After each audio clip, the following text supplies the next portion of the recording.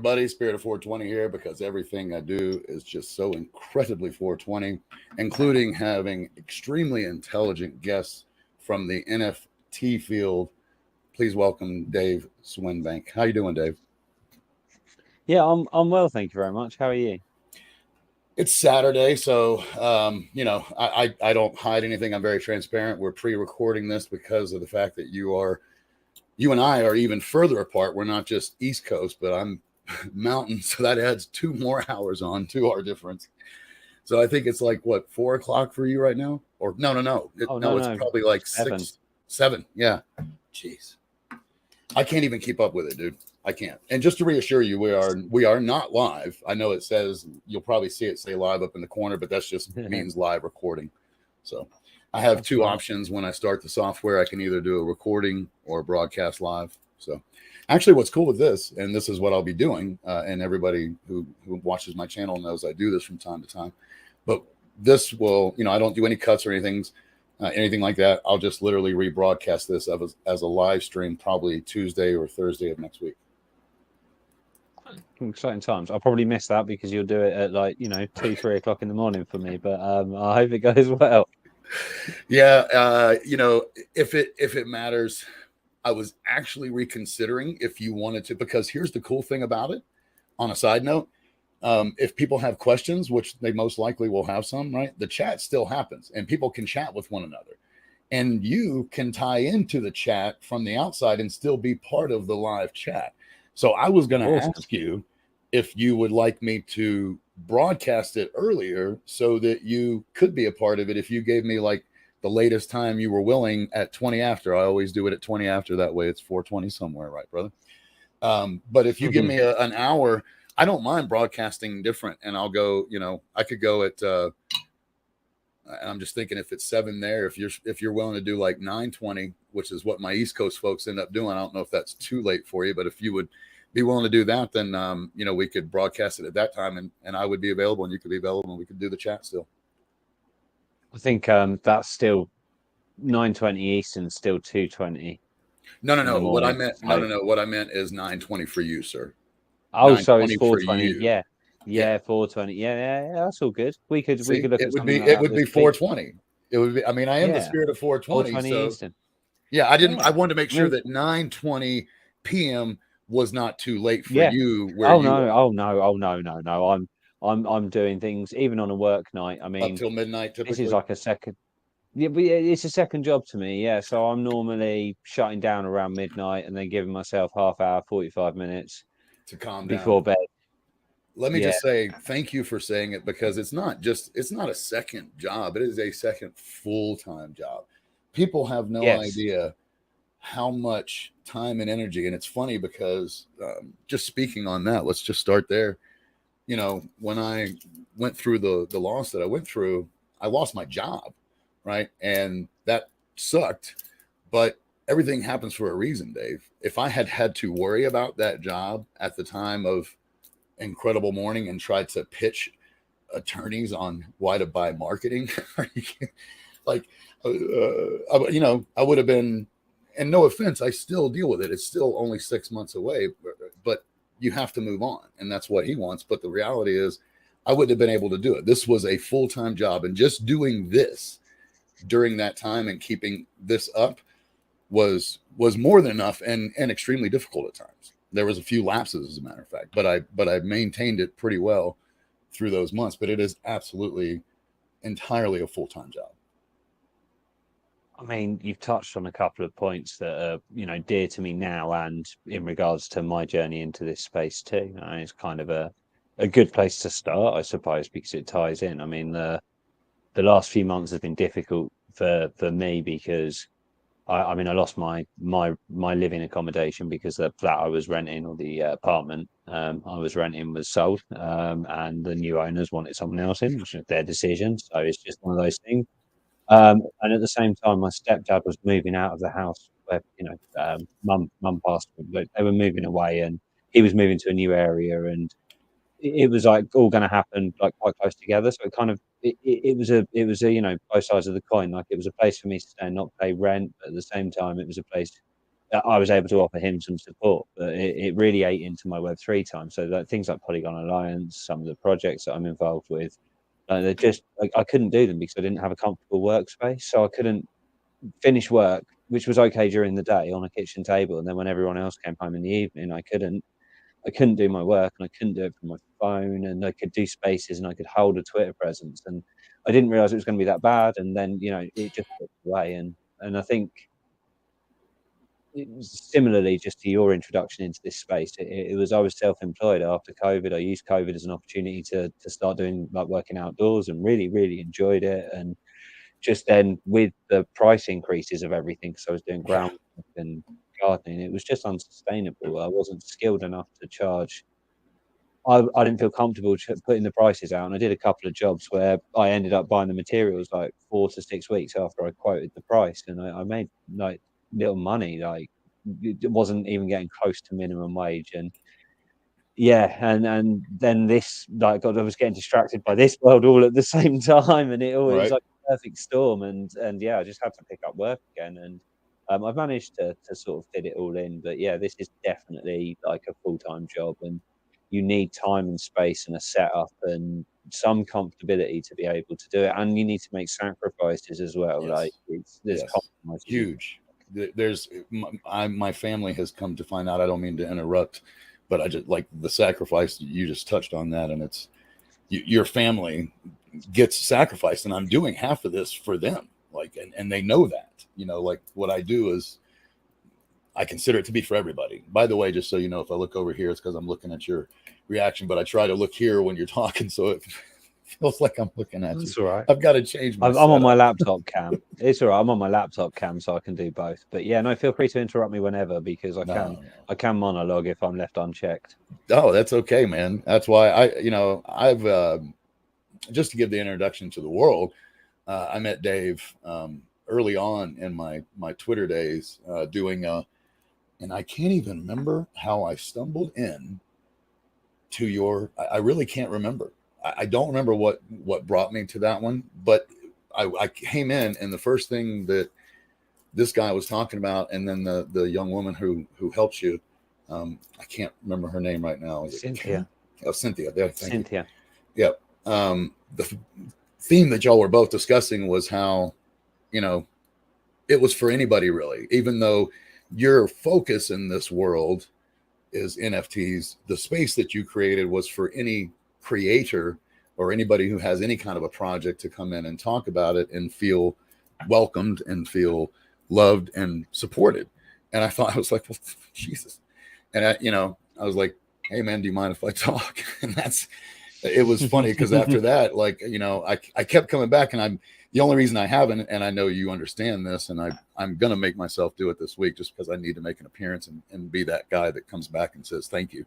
But, I've continued to build and things become more time. And of course, going through a lot of personal stuff many times takes you away from the extras that you do on your social presence, right? Like it just maintaining, there's like the basics, if you will, and then there's the extracurriculars you do to try to spread your name. And sometimes I can just run on autopilot for a while. Yeah, like the distractions in trying to build your own presence. And I mean, we could talk about this for a long time, and just how it benefits, how running my account and running the spaces and trying to build a community hub in Polygon Alliance has been detrimental and positive all at the same time. Right. And like it's a double-edged sword. It's not one that I would change, and I don't No, I don't you want have people to to take think the good with the bad. yeah, and it's part of my ethos, right? Like I want to level the playing field. I want equality of opportunity, and beyond the UK or beyond the US or Oh beyond the yeah. Western world or beyond the first world. Like this is the first real opportunity in potentially 5,000 years to change how economic models and how It's already how doing it. finance It's works. it's just the wild, wild west right now, as I put it. Like, but Um, it's already um, changing it.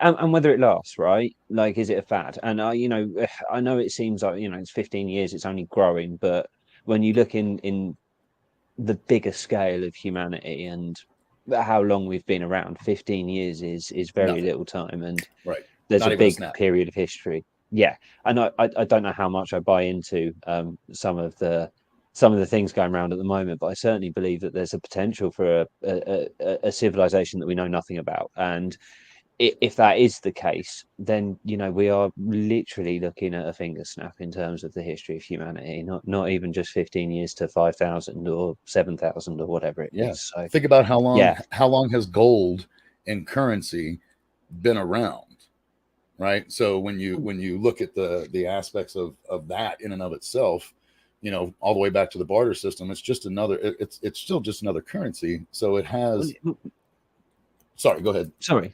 I'll just No, go go very ahead. quickly. It's an extension. It's an extension, isn't it? Because Right, exactly. even Just like the if, dollar if bill and all of that became an extension of, and it's lasted. That was my whole point. Is you look at gold and then yeah, you look at what we did with gold, it became the backer for us to pass notes all the way to the point where we could write a check, write a damn yeah, check. I mean, I know those days are yeah, gone, but we can still do it. We still do it now with our instant debit card. Instead yeah. of writing a check, Well, it's just boom, on your phone, yeah. I Yeah, mean, if you think about it, but it had to be like to make once we started moving into an agricultural era, and I don't know, we're getting really philosophical really early in this, and it's making me smile. Hey, I love it, But man. I love it. That's why I asked you on, Dave. And if we don't even talk about NFTs, I don't give a shit. Just so you no, know. no, no, we'll get there maybe one day. No, it is what it is. It is what it is. Oh, But by the way, let me. I was hold your. Do not forget your thought. I just want to tell everybody. Please look in the description. You can find all of Dave's links because he's got an awesome blog. He's got an awesome Audible version of his blog, and he has an awesome Twitter feed. And he is a very genuine, nice guy. So please go ahead. I meant to no, plug thank you you very early on. much. Yeah, no, no, well, no, no, indeed. We shouldn't forget that either, really. Right. But it's so crops basically. If you were farming, right, you needed Right. seeds, but you haven't got anything to swap for your seeds. So Exactly. how do you get your seeds and potentially the other stuff that you need to plant and harvest, unless you commit a percentage of your harvest to the person who has fronted The money. your seeding? And like just on a very very basic principle, Right. that is the philosophy of supply, demand and yield. And I don't think yield actually comes from, I think yield is more a mid-century word. I don't think it actually comes from that originally. I Right. don't It's think not that really so much today. It's like the way that Chicago is the yeah, commodity house, and nobody understands why commodities are there. And that's because the farmers could get their crops there quicker before spoiling to try to get them to New York. That's the only reason. But yeah, that's not a thing anymore, yeah. No, and then to sort of extend that further, why a barter system can't really work now is if you just take a crop, any crop, it doesn't matter, it could be Right. potatoes. Any crop. You your potatoes harvest at a given time of the year.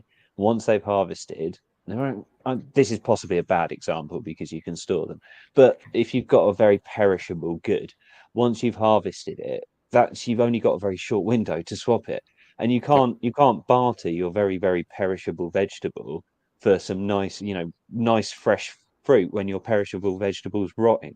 Like that's not a possibility. So like there had to be a different way of making commerce and moving the way things work, and we've not necessarily had the technology to develop from that at any point until the last, arguably since Ethereum sort of really started enabling their building model.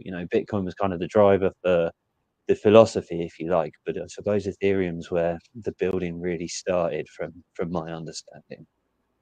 And that's been how long now? How long has that been? Roughly. 2008 for Bitcoin.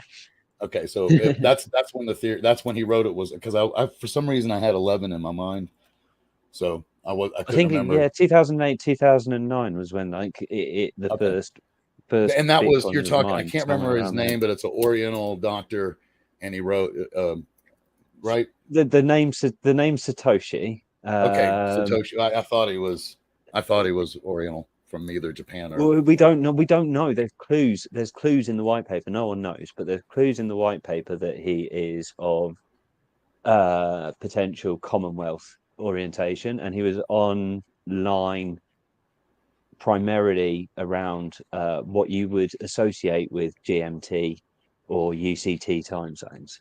So when he was responding and building it out in those early days. But there's like colors spelt COLUR. It might not be that word, but there's a word like that spelt in the white paper that isn't an American spelling. So there's a few clues that suggest that he's British little or maybe breadcrumbs Australian or South African or yeah, Canadian or something. And prompts that he's a he as well, potentially, in terms of like the language that he used and how he communicated online and stuff. There's some really good podcasts that you can watch about it, or YouTube shows, and that's where my knowledge has come from. Like, and it's from memory. So please it's do really, kind of fact check me. It's an interesting story. no, absolutely. But it's, when you think about it, it's quite a phenomenal story. It's clearly this person had the wherewithal and the understanding of that he was, putting something out there that was going to change things, and to hide his trail the way he has apparently done is, I think, to do that even in 08, I think is incredibly, let's just say incredibly nifty. Well, there's some theories on who he potentially could be as well, and one of them is possibly a criminal mastermind, or a world leader, South African. But that person, got imprisoned around the time that the communication stopped. So again, a little bit conspiracy theory. I mean, it has to be, because and it's going to go on until somebody proves it undoubtedly. Right. Yeah. Or this person comes forward. Yeah, exactly. Well, or the 100 million Bitcoin that's in the wallet associated with it moves. And then we get a clue. Like, none of that's never moved. I think it's 100 million, but it's never moved. So when some of that moves, we might get a clue. But the other person is a British guy, and the Satoshi name, the link to that is from the 2008 recession, where one of the banks reclaimed this, like a friend of a friend's house, who was called Satoshi, or had a very similar name to Satoshi. So there's a couple of random theories, and again, there'll be more out there. That video came from Coin Bureau, and was, I don't know, it's not a recent video. It's maybe 18 months old or something like that, but it was an interesting watch, and there's much more detail behind it than I can remember.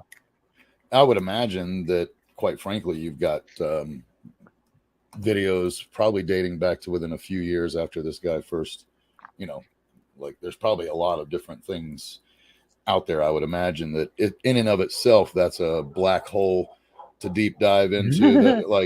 And what I mean by that is, it's not one that you're ever going to come back from, because you're gonna keep, sorry, my dogs are flipping out about something.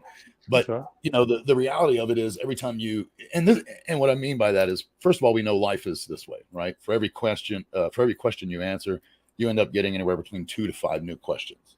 Hence why the more I know, the less I know, right? Or the more I learn, the less I know. But it's the same thing with something like this, because there's no answer that is definitive, and there's someone that's always coming up with a new idea. And it's been going on for well over 10 years, at least. Let's just easily say that. Probably closer to I think he stopped communicating in 2011. So, right. Yeah.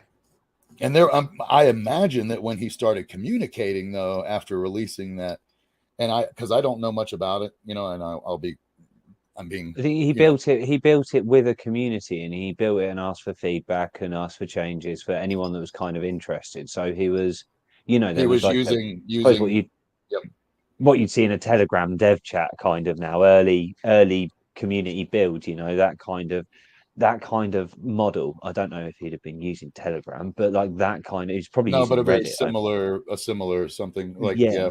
And what I find interesting is that I would imagine that even that's what I'm saying. If it came out in 08, there was probably already people trying to figure out who the hell this guy was. Even after a couple years of releasing this, or while he was within the community, I'm sure people were trying to figure out who he was. So people have been trying to figure it out now and it's 2023. So let's just say easily for the last 12 years, right? Who is he, and where'd he go?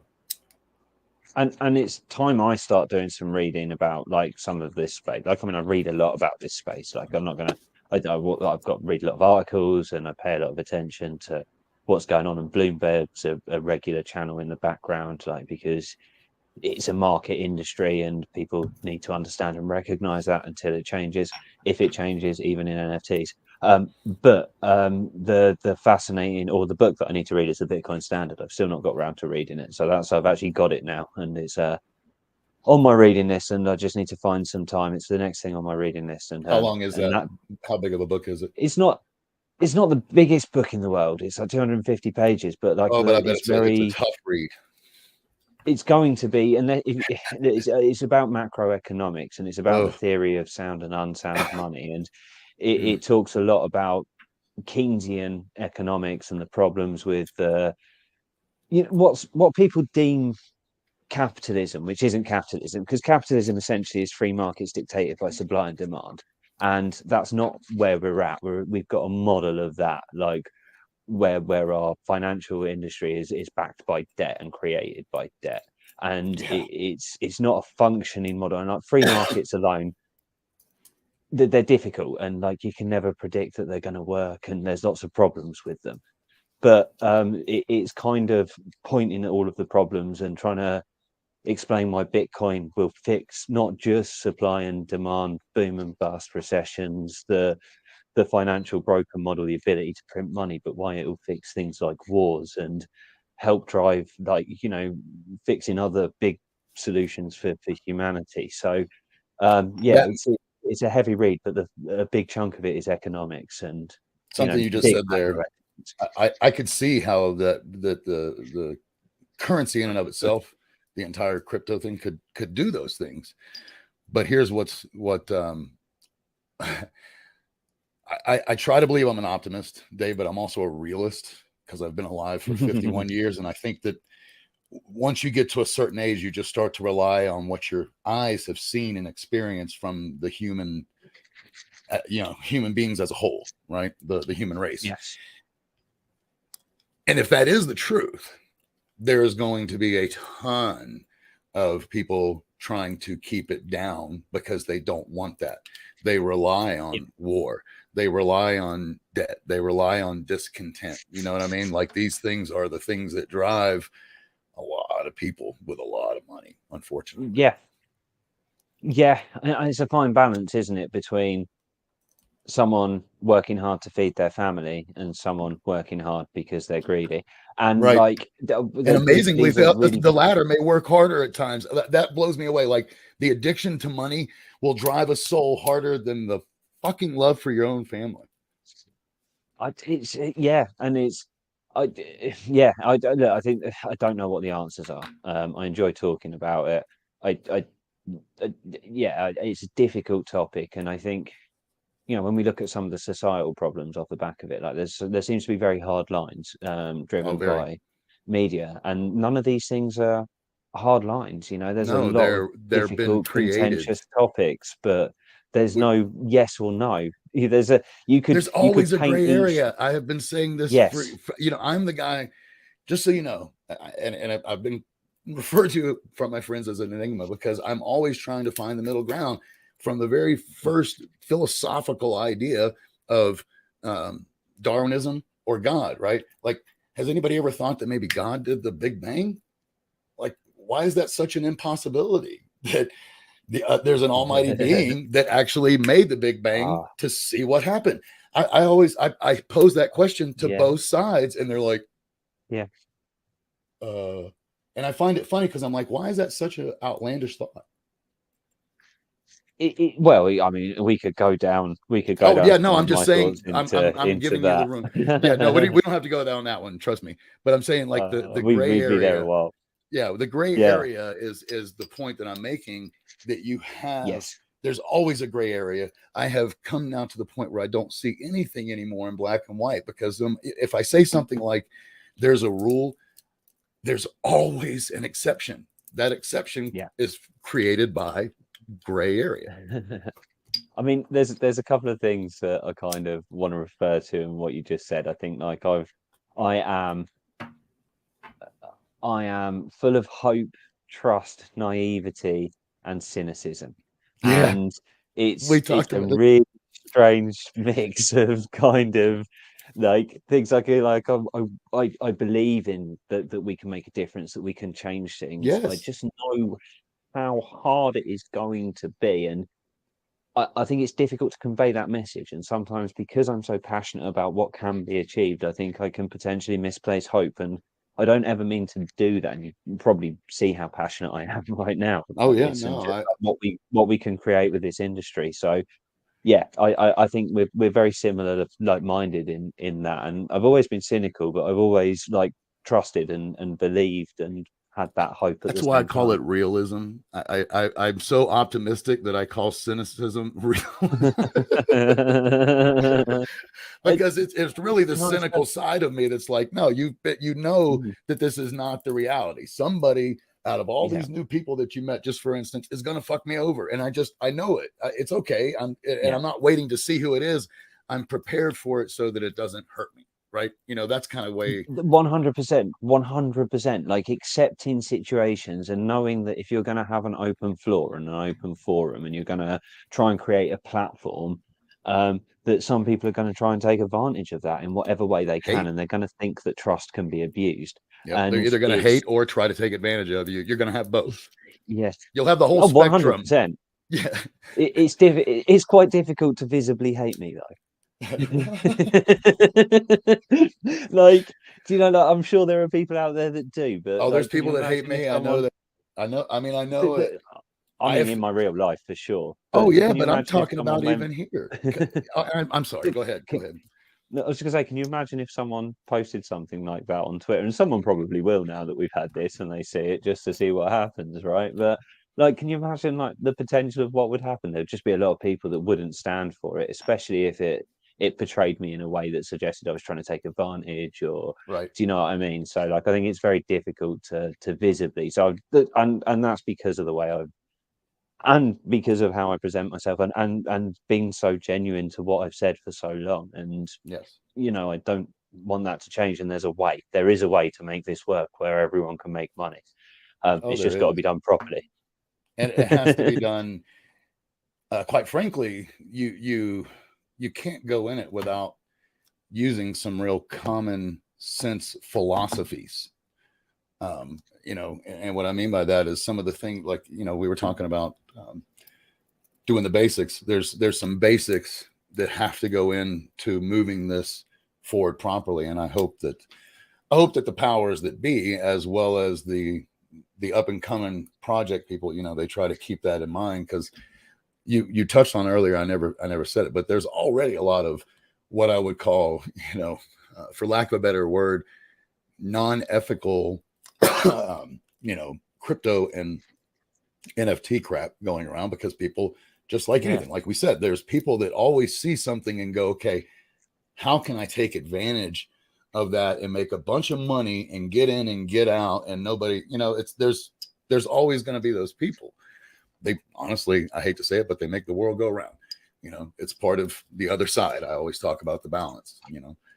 but You can't have chaos without order, right? you can't, you know. I mean, our back to, if you're talking about philosophical, when I said every question we answer gives us two more, that in itself is pretty chaotic when you think about it, because we can never Mhm. answer the ultimate question that we're all trying to. So we just go off on these little tangents